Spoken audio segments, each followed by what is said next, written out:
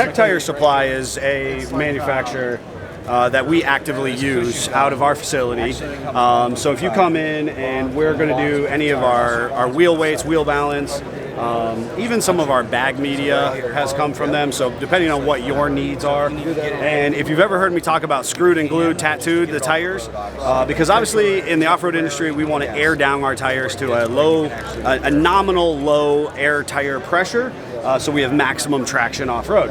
And part of that is utilizing an appropriate compound, both for mounting them initially so that we protect the rubber and the aluminum side of the rim face, but then actually the compound will glue the rubber seat to the wheel. And so this is actually part of the product lines that we use in our facility when we're servicing individuals' vehicles. We also have their professional tech repair kit, and our technicians actually have been trained by their technicians on how to utilize that and create a lasting form repair. So like when we pay $400 for a tire and you get a big gash or a bolt or something in it, we can use a plug kit. Well, this is a really cool product we're talking about right now, which is their outdoor total tire repair system, which I think we'll be adding to our retail showroom here very soon, because it's a great product. We were talking about the differences, the specifics to it.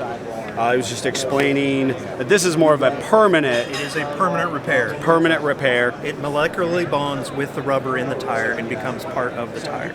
So you oftentimes, through either our podcast or you follow me much on there, I talk about mechanical bonds, and that's what we're talking about. It's actually bonding in such a way that it bites into the rubber at a molecular level. So that's the big difference. We've all reasonably off-road. We can use the hone, the glue, that kind of stuff, but this product itself is kind of maybe the secret sauce in this. That's the secret sauce for this. Also, if you buy some of these cheaper kits, you'll know these T-handles tend to break.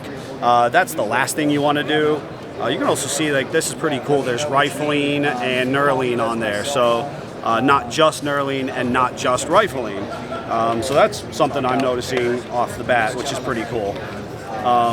So yeah, we're gonna talk about this in the near future, but it's a neat piece that we can talk about because it's here in Las Vegas, but it's also home at SFJ for you guys.